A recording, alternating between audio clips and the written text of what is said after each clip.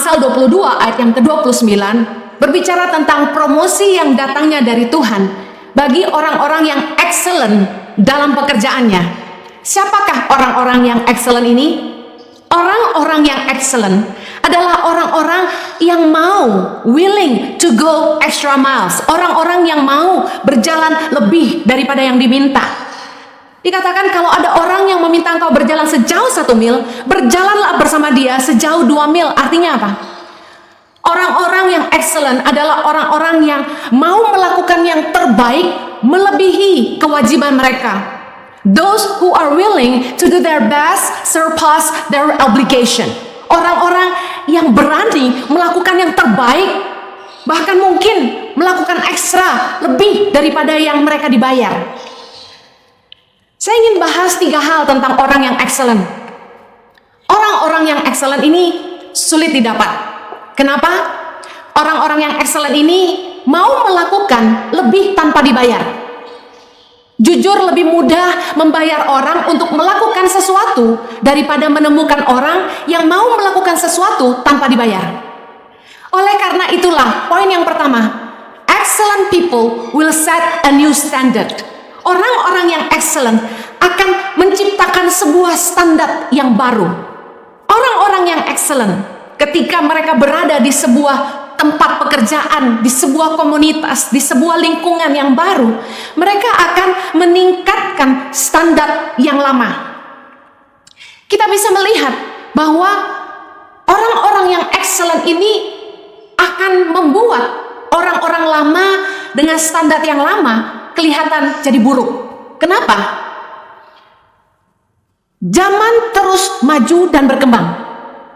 Teknologi terus berkembang. Orang-orang lama yang gak ngerti teknologi yang baru akan kelihatan ketinggalan zaman. Hari-hari ini pekerjaan yang paling banyak, lowongan-lowongan pekerjaan yang terbuka adalah orang-orang yang mampu mengelola dunia maya, dari mulai IT sampai video editor, content creator, digital marketer, dan sebagainya. Saat ini orang-orang yang tidak mau mengembangkan dirinya untuk terus belajar mengikuti perkembangan zaman akan ketinggalan. Anak-anak muda yang baru muncul dan mengerti teknologi dengan begitu hebat, mereka punya usaha yang mereka rintis dari hasil kreativitas. Sebuah bisnis yang belum pernah ada sebelumnya. Mereka ciptakan hal itu dan sekarang berkembang. Orang-orang yang excellent akan menciptakan sebuah standar yang baru. Akan membuat orang-orang yang tidak mau berkembang, orang-orang yang tidak mau belajar mengikuti perkembangan zaman akan kelihatan jadi buruk. Orang-orang yang tidak mau memaksa dirinya untuk bekerja keras, belajar lagi, orang-orang excellent akan membuat mereka kelihatan useless, kurang menguntungkan bagi perusahaan.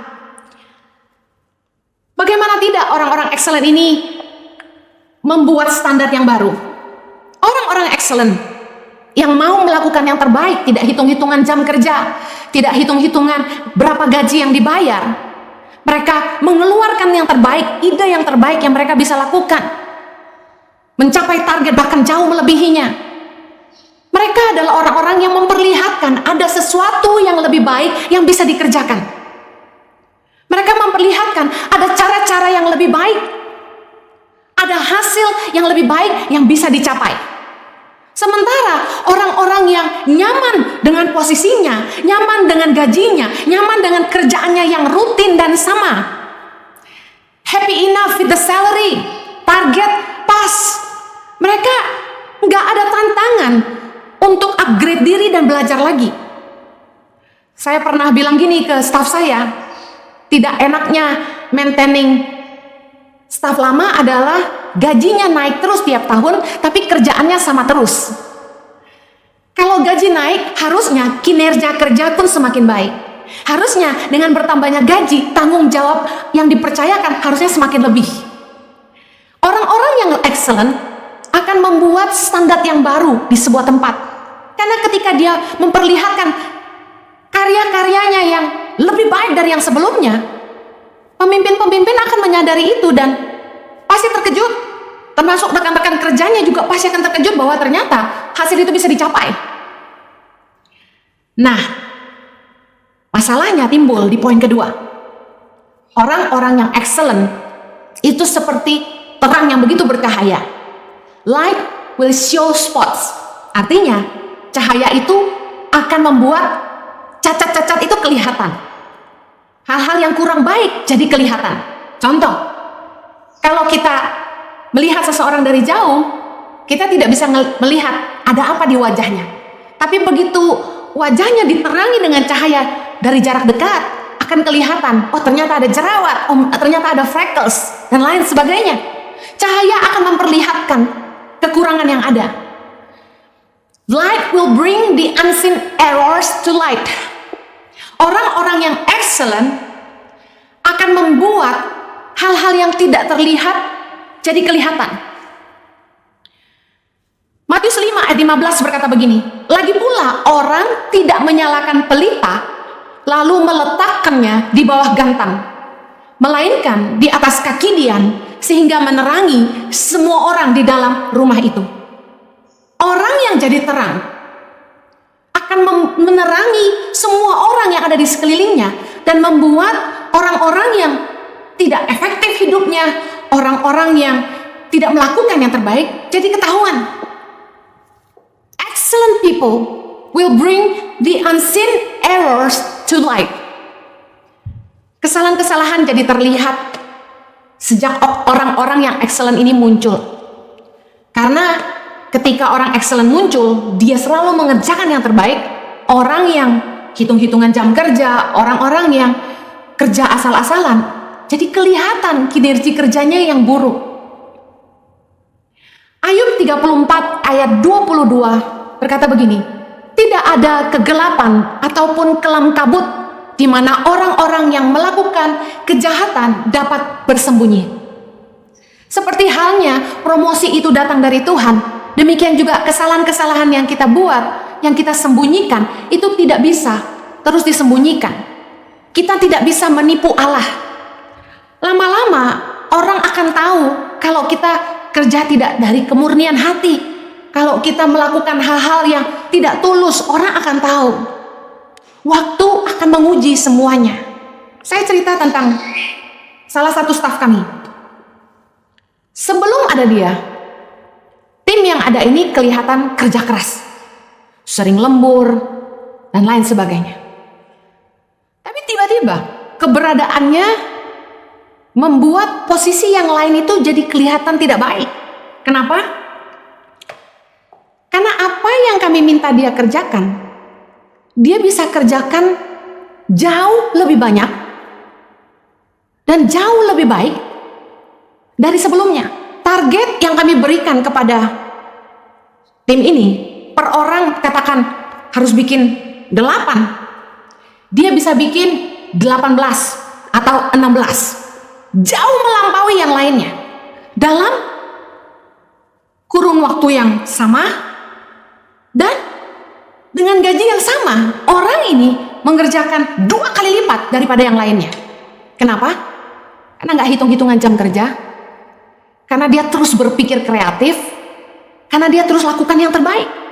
Yang terjadi, karena dia begitu excellent dalam apa yang dia kerjakan, yang lain jadi kelihatan cacatnya. Orang yang nyaman-nyaman kerja hanya bikin 5 dan 8 ini jadi kelihatan cacatnya. Karena ternyata sebenarnya dengan waktu yang sama, mereka bisa mengerjakan 2 kali lipat. Itu yang kami tidak pernah ngerti. Nah, orang-orang yang excellent, yang pertama tadi, berani mengerjakan lebih daripada kewajibannya. Dan yang kedua, kehadirannya akan membuat cacat-cacat di sekitarnya kelihatan. Orang-orang yang gak mengerjakan dengan hati, gak mengerjakan yang terbaik, jadi kelihatan ketika orang excellent muncul. Dan yang terakhir, kehadiran seorang yang excellent ini akan menimbulkan iri hati. Pengkhotbah 4 ayat 4 berkata begini, dan aku melihat bahwa segala jeripayah dan segala kecakapan dalam pekerjaan adalah iri hati seseorang terhadap yang lain. Ini pun kesia-siaan dan usaha menjaring angin. Dikatakan segala jeripayah dan kecakapan adalah iri hati seseorang terhadap yang lain. Tentu di dalam sebuah tim akan ada kompetisi untuk menunjukkan siapa yang terbaik. Kompetisi yang sehat adalah begini. Kita fokus kepada apa yang dipercayakan di tangan kita. Kita berusaha melakukan yang terbaik yang kita bisa, tanpa berusaha menjatuhkan siapapun. Tentu orang yang excellent ini, ketika dia fokus melakukan yang terbaik, going extra miles, dia tidak punya motivasi untuk menjatuhkan orang-orang di sekelilingnya. Tapi apa yang dia lakukan dengan pekerjaannya menghasilkan karya-karya terbaik yang menjadi sebuah standar yang baru yang membuat orang-orang lain kelihatan kurang baik. Di dalam kompetisi tim seperti ini, harusnya bisa berjalan sehat. Ketika tim yang lain melihatnya dari sisi yang positif dan mereka merasa tertantang untuk juga melakukan yang terbaik, bahkan kalau bisa lebih baik. Tapi dalam kondisi yang negatif, orang yang iri hati malah mendengki dan berusaha menjatuhkan orang-orang yang excellent. Di dalam Kejadian 4 ayat yang keempat, dalam kisah Kain dan Habel, Anda tentu pernah dengar kisah ini, di mana Kain mempersembahkan hasil pertama dari hasil kebunnya kepada Tuhan. Tetapi kemudian di ayat keempat dibilang gini, Habel juga mempersembahkan korban persembahan dari anak sulung kambing dombanya, yaitu lemak-lemaknya. Maka Tuhan mengindahkan Habel dan korban persembahannya itu. Tetapi Kain dan korban persembahannya tidak diindahkannya. Lalu hati Kain menjadi sangat panas dan mukanya muram. Di ayat kelima, kita bisa lihat bahwa Kain merasa marah karena korban persembahannya tidak diindahkan Tuhan. Sementara di depan matanya sendiri dia melihat Tuhan mengindahkan korban persembahan adiknya, yaitu Habel. Hal ini tentu membuat iri hati. Itulah yang menjadi alasan Kain membunuh Habel. Banyak orang-orang yang ketika melihat orang lain lebih excellent, bisa mengerjakan yang terbaik, mereka malah jadi iri, mendengki, membenci. Dan saya mau kasih tahu, kebencian adalah akar dari kejahatan. Kita harus bereskan iri hati kita terhadap orang. Dan sebaliknya, daripada kita iri, sebaiknya kita mengerjakan pekerjaan kita dengan yang terbaik. Harusnya kita menjadi terinspirasi untuk melakukan yang lebih baik, belajar lagi, mengembangkan diri. Jangan pernah nyaman dengan keadaanmu, jangan pernah berlindung di kesuksesan masa lalumu. Orang-orang yang excellent itu mau ditegur, mau belajar, mau maju. Staf yang excellent di kantor kami adalah staf-staf yang meskipun saya tegur dengan keras, dia tetap mau rendah hati untuk minta maaf dan belajar terus.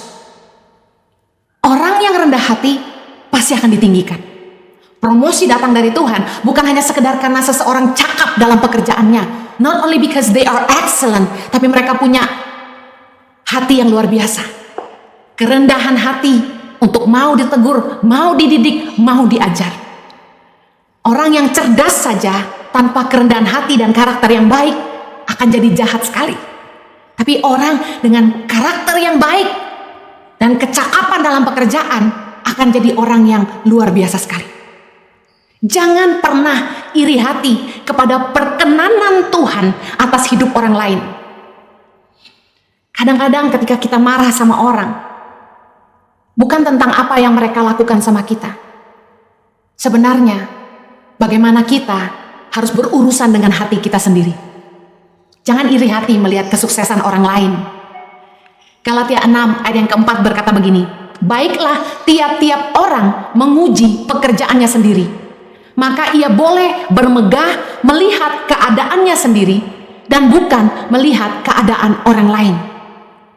Firman Tuhan menasihatkan kita dalam Galatia 6 ayat yang keempat, agar kita menguji pekerjaan kita sendiri dan bukannya melihat keadaan orang lain. Ayo, jangan fokus menilai hidup orang lain. Jangan buang waktu menilai, menghakimi pekerjaan orang lain. Mari uji pekerjaan kita sendiri. Kenapa? 1 Korintus 3 ayat 8 berkata begini, baik yang menanam maupun yang menyiram adalah sama, dan masing-masing akan menerima upahnya sesuai dengan pekerjaannya sendiri. Kita masing-masing akan menerima upah dari pekerjaan kita sendiri dan bukan pekerjaan orang lain. Lebih baik kita fokus kepada apa apa yang kita bangun, apa yang kita kerjakan dengan tangan kita. Daripada kita ngurusi hidup orang lain, menghakimi dan menilai kerjaan orang lain. Lebih baik kita fokus bangun pekerjaan kita. Pastikan kita melakukan yang terbaik, yang sesuai dengan kehendak Allah. Dengar baik. Pada akhirnya dalam 1 Korintus 3:12 dikatakan begini. Entahkah orang membangun di atas dasar ini dengan emas, perak, batu permata, kayu, rumput kering, atau jerami. Sekali kelak, pekerjaan masing-masing orang akan nampak. Karena hari Tuhan akan menyatakannya. Sebab ia akan nampak dengan api, dan bagaimana pekerjaan masing-masing orang akan diuji oleh api itu. Ayat 14. Jika pekerjaan yang dibangun seseorang tahan uji, ia akan mendapat upah. Upah Tuhan datang kepada orang-orang yang bekerja dan melakukan pekerjaannya bukan asal-asalan saja.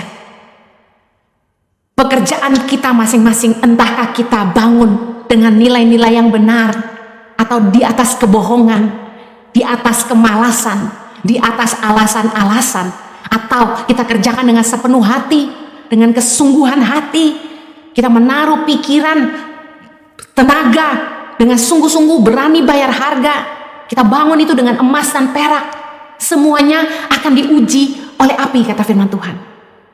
Semuanya akan terbukti di pada hari Tuhan. Dan kita semua masing-masing harus mempertanggungjawabkannya kepada Tuhan. Dan kita juga akan diuji. Kalau pekerjaan kita itu tahan uji, dikatakan firman Tuhan, kita akan mendapat upah. Saya mau tutup dengan kesaksian. Saya sangat senang dikirim Tuhan orang-orang yang excellent. Orang-orang yang bertanggung jawab. Ketika diberi kepercayaan apapun, dia setia dalam perkara sekecil apapun. Dia lakukan dengan penuh tanggung jawab. Saya menilai orang itu dari bagaimana dia menjalankan tanggung jawabnya yang kecil-kecil. Karena dia bisa dipercaya dalam hal kecil, kami berikan kepercayaan yang lebih besar. Dia menunjukkan kemampuannya mengerjakan jauh lebih banyak dari apa yang kami percayakan.